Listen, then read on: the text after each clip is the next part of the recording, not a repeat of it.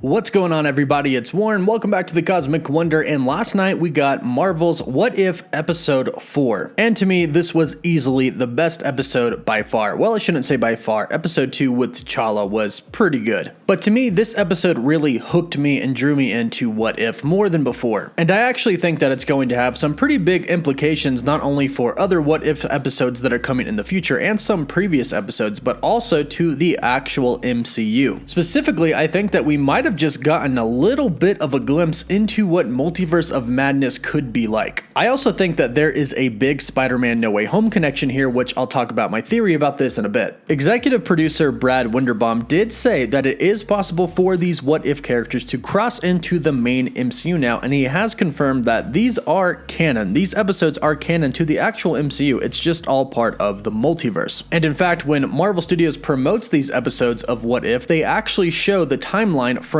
Loki. They show the monitor that the TVA had from Loki, implying that this does exist in a branched timeline from the sacred timeline. So all of these, according to people from Marvel Studios, are canon and do exist within the MCU. Now, if they leave their universe and cross into a live action universe, will they become live action? I'm not really sure. One would assume, but Marvel is throwing some different things at us lately, so who knows. But like I said, I do have some theories about that, which I'll talk about in a few minutes right after we talk about some big points of this episode. And if you enjoy breakdowns and news and staying up to date on the MCU, be sure to subscribe so you don't miss out on any of the latest videos. So this episode is pretty dark, but I actually, in particularly, enjoyed the storytelling. I like the idea of an absolute point in time that you cannot change, and if you try to change it and somehow manage to do so, the whole universe that it exists in will be destroyed. I know it's dark and probably weird, but I did really enjoy all of the scenes where Doctor Strange was trying to bring back Christine, but couldn't. We are essentially exploring fate here, something that Loki could not deal with. He could not handle that his fate was controlled. Now, unfortunately, this is not the TVA trying to control the situation, because I firmly believe that Doctor Strange could probably take on the TVA. But instead, it's much bigger than that. It's kind of an absolute universal law. Literally, the fate of their universe relies on Christine Palmer dying. And let me answer a question that might clear up a little bit of confusion. I know a lot of people have asking, if this is such an absolute point, why didn't she have to die in the live action Doctor Strange? And the answer is, the absolute point was different in the film. Since this episode did not go down the same path that Doctor Strange did, a new absolute point was established. The absolute point in the movie was the car crash that he got into by himself, where he lost the ability to control the majority of his hands and fingers, therefore making it to where he could no longer do surgery, which would eventually lead him to seek out ways to try and fix his hands, which would eventually lead him to find the Ancient One and the Mystic Arts. And from there, we know what happens. He goes on to defeat Dormammu and save the universe. He also goes on to save the universe, or at least half of it, again in Infinity War and Endgame. So losing control of his hands was the absolute point in the movie, but this What If episode asks, what if he didn't lose his hands, but lost the love of his life? It seems like in any universe that there is, the main thing that has to happen is Doctor Strange has to find the Mystic Arts. He has to meet the Ancient One and become the Sorcerer Supreme. If not, a whole bunch of destructive things could happen, like Dormammu coming and Doctor Strange not being there, then Dormammu basically destroying the universe. So Strange has to be led to seek the Mystic Arts. So there has to be an absolute point in each universe that leads him to seek that. And unfortunately, in this What If universe, it's Christine Palmer dying. And no matter what he does, he cannot undo this. And the Ancient One comes and tells him that if he does, it will be the destruction of this universe. But it's Doctor Strange, he doesn't really care. He just wants to get the love of his life back, and he believes that if he can just get more powerful and get more knowledgeable, he can bring her back. And as he turns out, he was right, but unfortunately, so was the Ancient One, and it did lead to the destruction of his universe. Now, at the end of the episode, it is important to note that the universe is indeed destroyed, but it kind of looks like Doctor Strange, Strange Supreme, is in what is known in the Marvel Comics as the Void. And I don't actually think that he's gone. In fact, we do have this image of him appearing in another Marvel What If episode alongside Peggy Carter. We also have the Hyundai commercial that was shown to us that shows a big multiversal war at the end, what we believe to be the final episode, where different heroes from different universes come together to fight Ultron. We know in one episode Ultron is going to obtain all of the Infinity Stones, so he could pose a multiversal threat, much like Kang and Loki. And all of these What If episodes may not appear to connect right now, but I do believe all of them, if not some of them, are going to be connecting at the end. I'm thinking the Watcher might finally only interfere when Ultron has threatened the existence of the entire multiverse, in which the Watcher has to bring together a bunch of different heroes from a bunch of different universes to fight Ultron, and he himself even intervenes, as we see in this commercial. Also, not to mention, in this episode we did see the Hydra from episode 1, who I do believe is Shuma Gorath. And Shuma Gorath is rumored to be appearing in Doctor Strange in the Multiverse of Madness. Now, a big question is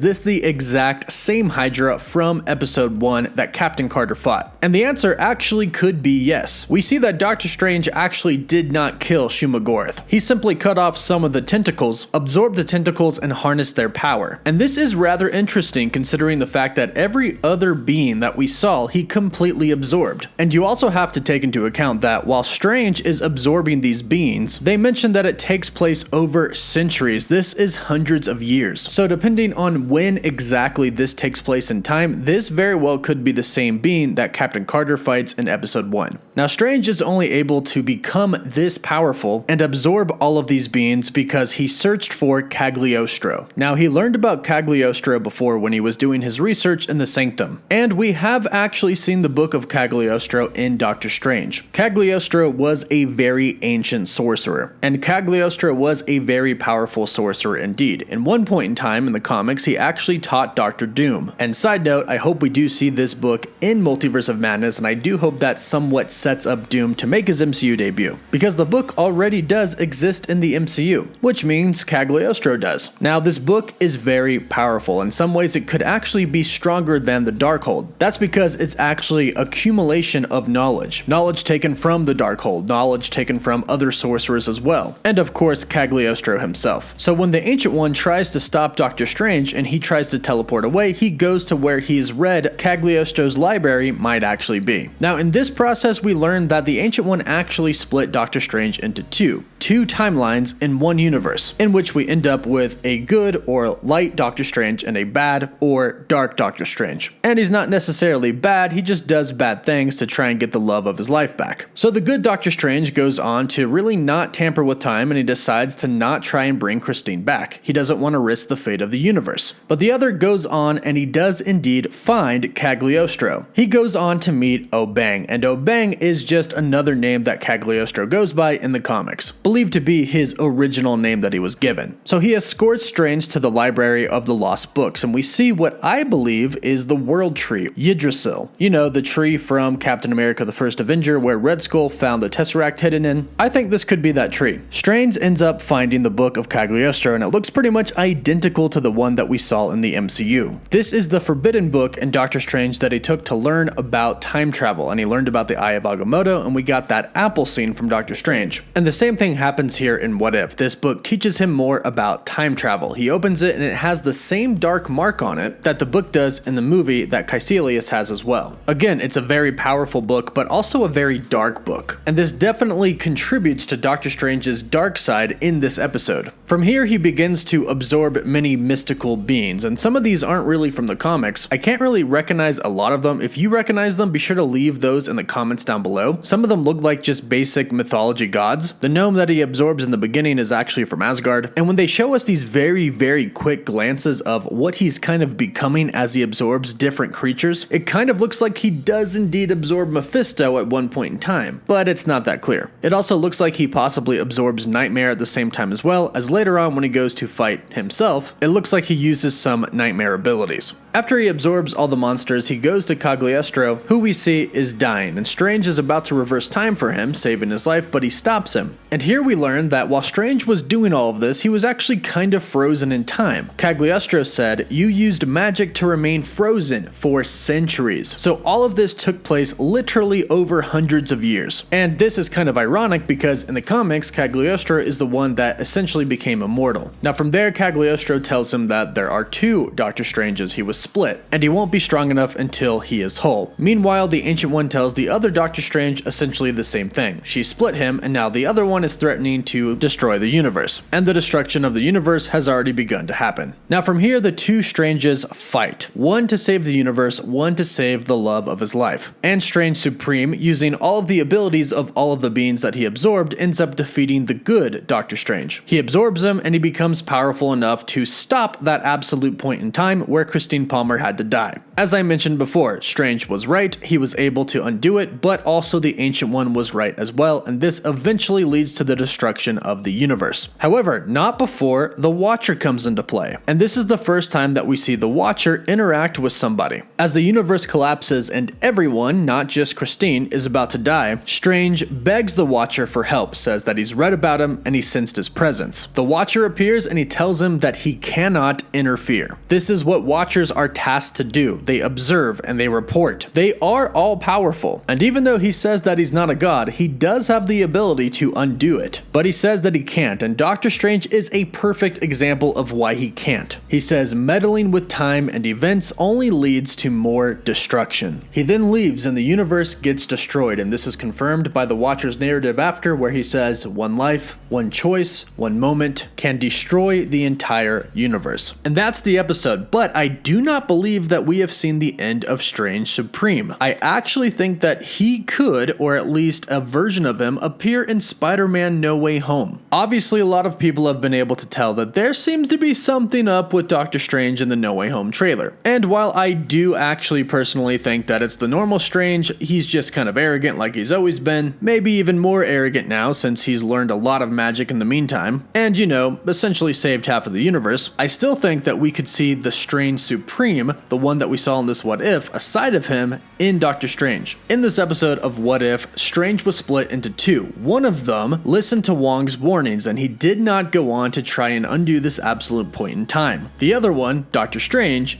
did. And this kind of seems like that part in the No Way Home trailer where Wong says, Strange, don't do that spell. And of course, Strange doesn't listen and he does it anyways, which ends up causing the multiverse to essentially crack open. Which is kind of what happens in What If. Strange ignores Wong, and that decision led to the destruction of the universe. And I believe that this is something very similar to what we'll see in Spider-Man No Way Home. Strange ignores Wong, there is big multiversal repercussions, and Strange kind of becomes Strange Supreme. I do think there is the possibility that this could actually be the exact same Strange. This does take place previously before the events of Spider-Man No Way Home and Far From Home and Avengers Infinity War and Endgame. And we don't really know the multiversal repercussions of What If yet, so I think there is a chance that this could actually be the same Doctor Strange that we see in Spider-Man No Way Home. But be sure to let me know your thoughts on this theory in the comments down below. And also be sure to let me know what you rate this episode 1 out of 10 in the comments as well. Again, if you love Marvel and want to stay up to date, be sure to subscribe and hit that notification bell, and don't forget to like the video, and for live updates you can always follow me on Instagram and Twitter.